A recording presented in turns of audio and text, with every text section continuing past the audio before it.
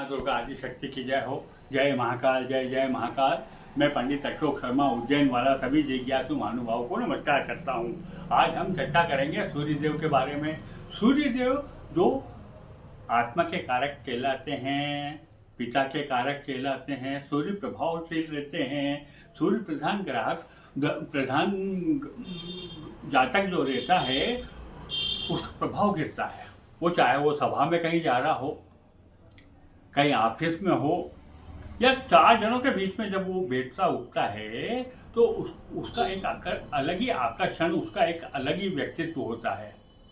सूर्य प्रधान जातक नेता भी होता है। सूर्य प्रधान जातक अच्छा वक्ता होता है। चंद्रमा जो है वो मन के कारक होते हैं। सूर्य आत्मा के कारक होते हैं। मैंने पहले मेरे वीडियो में बताया है कि जिसके अंदर सूर्य देव भी शुभ स्थिति में हो, चंद्रमा भी शुभ स्थिति में हो और लग्न भी शुभ स्थिति में हो, तो ऐसे जातक को संघर्ष कम करना पड़ता है और सफलता ज्यादा मिलती है।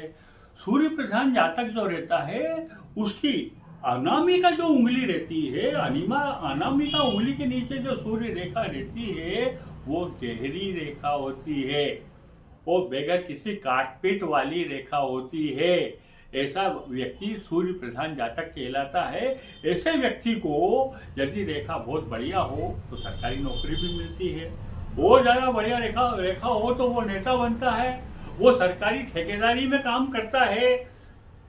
ऐसे व्यक्ति को सफलता कदम चूमती है हमेशा। आप मेरा वीडियो देख रहे हैं, आपको अच्छा लग रहा है, मेरे वीडियो को जो है आप सब्सक्राइब करिए और ज़्यादा से ज़्यादा अपने दोस्तों को शेयर करिए जिससे वो इसका लाभ ले सकें। लग्न हर 2 घंटे में बदलता है।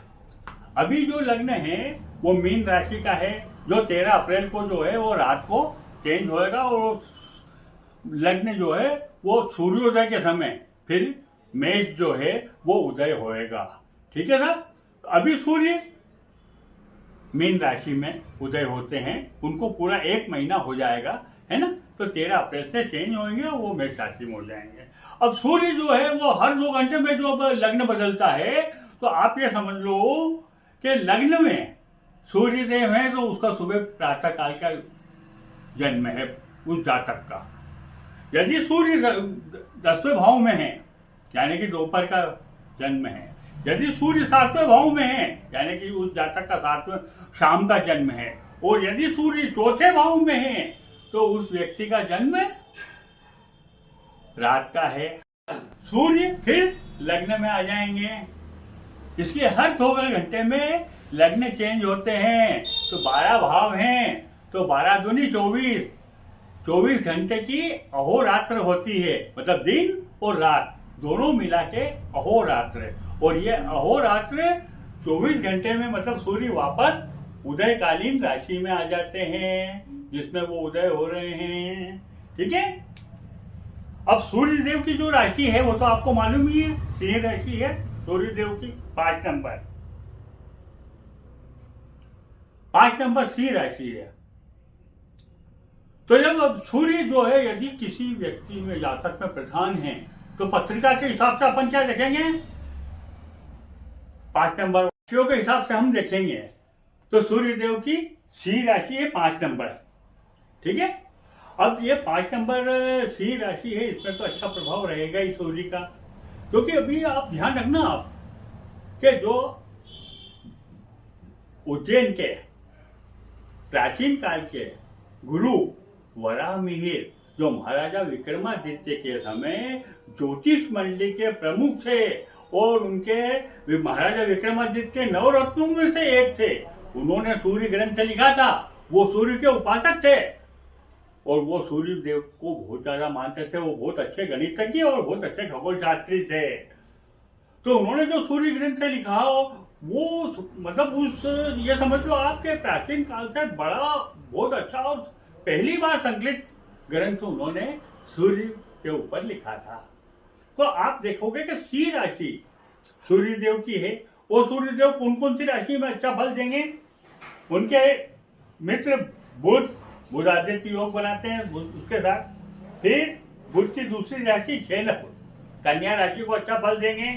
फिर गुरु के साथ वो समय बढ़िया, तो वो धनु राशि में भी अच्छा फल देंगे और 12 नंबर मीन राशि में भी अच्छा फल देंगे। और मंगल की दो राशियां 1 और 8 इसमें भी अच्छा फल देंगे। किंतु यहाँ पर 1 और 8 वालों को ध्यान रखना है कि गुस्सा कम करना है। सिंह राशि वाले को भी ये ध्यान रखना है कि गुस्सा कम करना है। गुस्सा ज्यादा करने से विपरीत परिणाम मिल सकते हैं।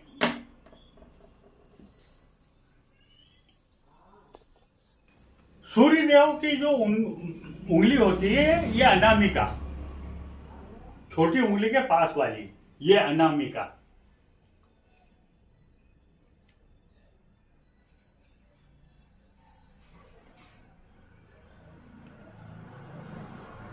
इस अनामिका उंगली के नीचे ये सूर्य पर्वत कहलाता है। ये अच्छा उभरा हुआ हो, सूर्य प्रभावशील है। इसके नीचे जो रेखा रहती है वो सूर्य रेखा कहलाती है।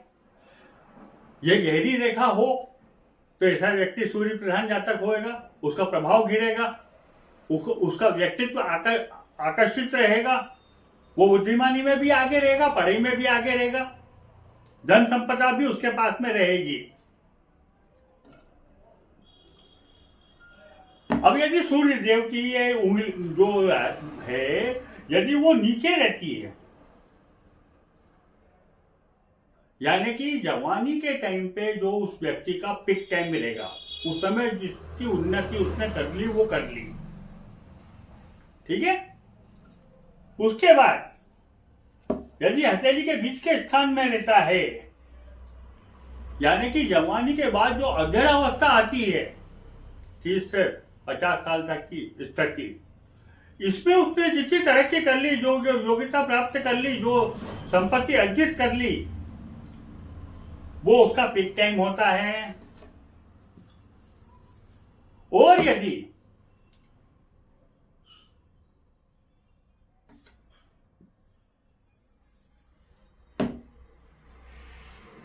सूर्य देव की उंगली के नीचे सूर्य पर्वत तक सूर्य रेखा पहुंच जाती है, चाहे वो ज्यादा लंबी नहीं हो, किंतु पर्वत तक पहुंच जाती है, तो ऐसा व्यक्ति जो तरक्की करता है वो आखिरी समय तक उसके पास में ऐसी तरक्की रहती है और वो आखिरी समय तक बड़ा आर्थिक स्थिति में वो बढ़िया रहता है। अब हम ये देखते हैं कि यदि सूर्य देव के जो रेखा है उसके नीचे यदि नक्षत्र का चिन्ह है, यानी कि ये आदमी बहुत अच्छा, बहुत ज्यादा तरक्की करेगा, एकदम अचानक उसके अंदर ऐसी योग्यता आएगी, उसको इस प्रकार का सहयोग मिलेगा कि वो अचानक बहुत तरक्की करेगा।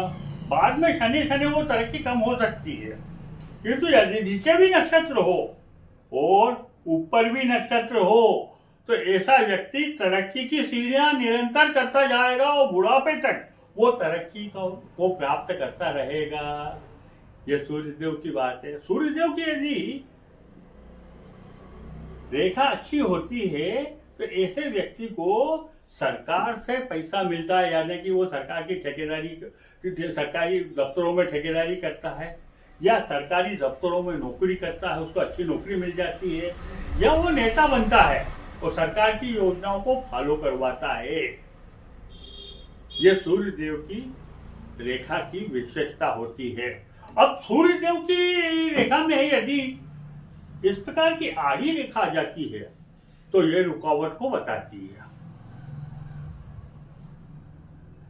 यदि नीचे आती है लकीर तो वो बताती है कि आपकी तरक्की में रुकावट आएगी, किंतु यदि ऊपर भी यदि ऐसा बता देती है और उसको लाइन को काट देती है और उसके बाद में कोई लाइन सूर्य के ऊपर नहीं होती, यानी कि उस स्थिति में उस आदमी का तरक्की पूरी ठप हो जाती है, पूरी रुक जाती है और उसके मान सम्मान को भी ठेस लगती है। इस प्रकार की कोई घटना उसकी जिंदगी में घट जाती है।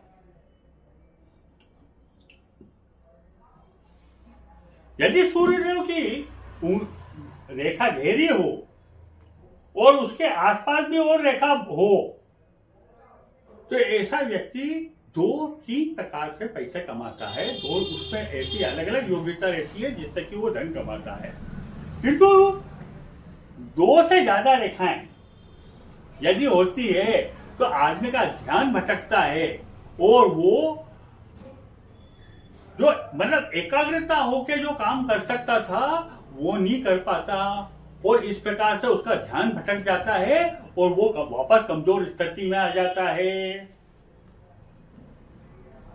आप मेरा वीडियो देख रहे हैं, आपको मेरा चैनल अच्छा लग रहा है, मेरे वीडियो को सब्सक्राइब करिए और ज्यादा से ज्यादा अपने मित्रों को शेयर करिए जिससे वो इसका लाभ ले सकें। आज इतना ही, फिर मिलेंगे।